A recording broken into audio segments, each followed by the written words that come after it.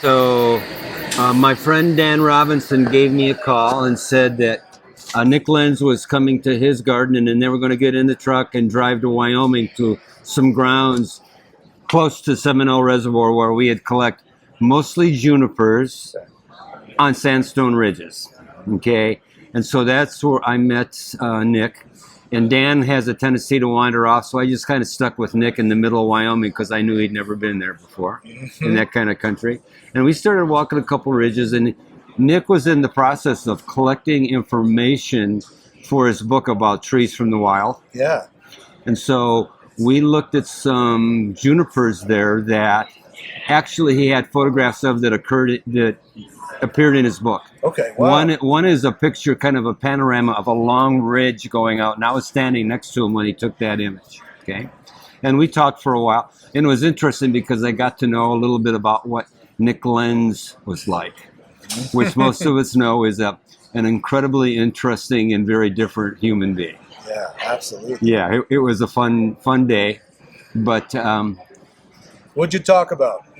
We talked about Rocky Mountain junipers, and some of the information that we talked about it was translated into the information that he had in the book. He also had ponderosa pines in there, Okay. and we talked about those. It was primarily trees that were commonly collected from the West. Okay. So that's the stuff that we talked about. Other than that, it was a long time ago. Yeah. Yeah. Did you have a mentor? My mentor there were two mentors I had. One was the Rocky Mountain Bonsai Society, Okay. and it started out as the Denver Junior Society, Denver Junior Bonsai Society, because wow. the seniors were all Japanese language, Japanese Americans. Interesting, Yeah, okay. yeah. So you couldn't understand. You couldn't go to that meeting because you couldn't understand what they were talking about. Right. And the other mentor for me were the wild trees of the Rocky Mountains, because we got into the ridges and hiking offline, off trail, and saw all these amazing forms that definitely influence how your style's going to be. Yeah. As the curator of the Denver Botanic Garden, what do you think the responsibility of a curator is? So at the Denver Botanic Garden, other than the obvious, keeping the trees healthy and working with them, almost all of the trees in our garden are donated. Okay, and so they're coming from accomplished artists that want their trees to be in a public exhibit. Right. So my job, the way that I approach it, is to treat them as an artifact and try to maintain the image of the tree that they sent to me. They entrusted in me to take care of. Okay, but that also means, and one of the characteristics of bonsai is that it grows every year. Mm-hmm. So.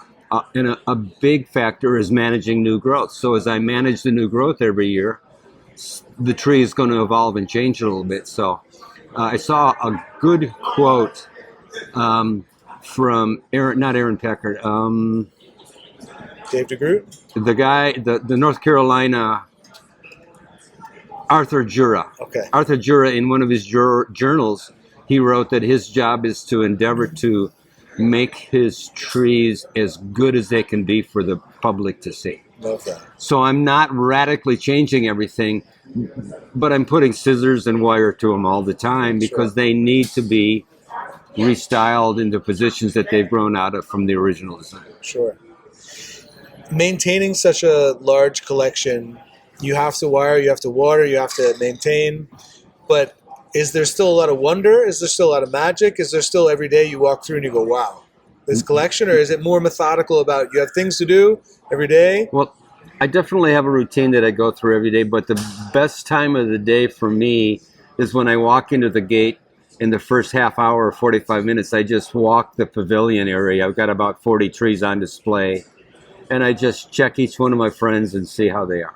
Love that. Yeah. And then I've got a developmental and a wintering bed right on the other side of the fence. I've got another 60 in there that are in different stages of development or resting for the next year. It's not unusual for me to take a tree and put it in kind of a reserve position and let it just grow for a year. I have enough trees to be able to do that. Yeah.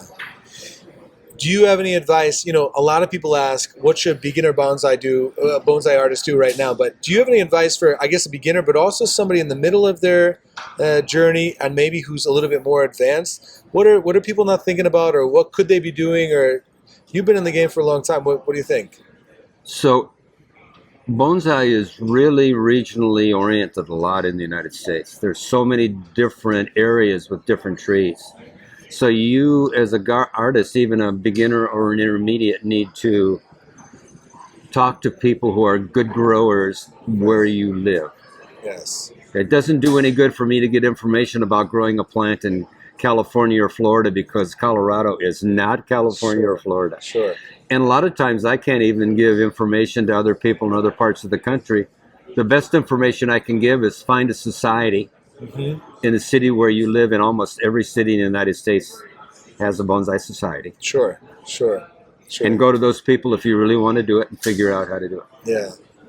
I think that's great advice. Talking to Pauline, I got to interview her, and she said the same thing. Join a club, and she would say in her classes, know your species. And part of that is regional for sure.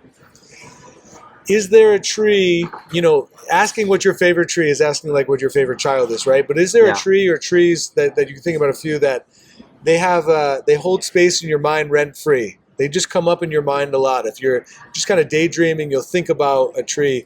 For Nick Lenz, a lot of people is, his roots over things, whether it be a sphere, a demon, the carvings he did. For Pauline, it was a lot of those books that she wanted to crawl up underneath with a good book. But in your collection, or in the collection, are there any books that or something you've seen in the past that holds space in your mind? Well, the primary focus for me early on and through the middle of my bonsai career has been the ponderosa pine.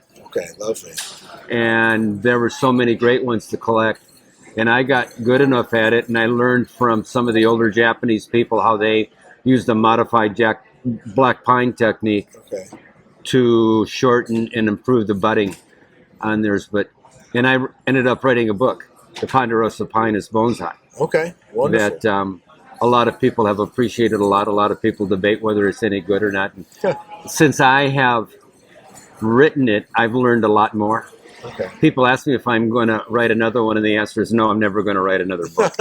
We just need an addition to it. Yeah, well, it takes too much time away of working with the trees, and I don't want to sit in front of a computer and write. Fair. But there are some things that have become true, and one is that if you have a healthy, dynamic tree, there's lots of things you can do, and so it will respond to the insults, the wiring and the pruning and the needling that you do to a tree in a positive way. Sure. That makes it grow really well. So the number one priority is horticultural mastery of the tree, learning how to keep the damn thing alive year after year after year. And then what I have found out working at the Bonsai Pavilion in Denver is if I do good horticulture and keep the tree alive, it gets better without doing much to it. It just gets better and better on its own. Yeah. It's healthier, stronger, more buds. And then it's just a matter of once in a while a little nip and a tuck here and there. Sure. I guess last question. Why do you do bonsai? What gives you a thrill? You've talked about knowing your species and keeping the tree healthy and going and visit it, but like, do you have an artist statement, or do you have a guiding principle that you live by? I don't know how to explain why someone becomes infatuated with something. Yeah. But I grew up with my parents' house was right next to an oak forest in northern Illinois. Sure. And I spent my whole younger playing in the forest. Yeah. And then I went back to school. I was teaching in Elgin, Illinois, and the Midwest show was at Hills Nursery in Dundee, Illinois. And I saw a silver birch forest on a shallow tray. And I looked at that and I said, wow, I want to try that. And so I started fiddling around with it. And at that time, the only really good books were the Brooklyn Botanic Gardens series. Sure. I still have them on my shelf, and when I look at them, they're print that's been worn off because I had my thumbs held on reading it so many times. Yes. But then lots more literature came out, and then I found out about the society in Denver. And one of the other really nice things about bonsai is the long-term friendships that have been developed with all these people. I mean, The first person I saw when I walked into this hotel was Chase Rosade. Yeah. Chase Rosade was the guy I saw in the very first demonstration at Dundee, Illinois, at Hill's Nursery. He was standing in front of a crowd talking about how to make bonsai. Wow. Of course, he was a bit younger then, Just but a we've few been years. friends for that long. So those sort of friendships all over the country have been fabulous. One of the primary reasons I came to this exhibition today, this weekend, was to visit with old friends Yeah. from all over the country because I knew they would be here. And it's come true. It's been fabulous. Yeah.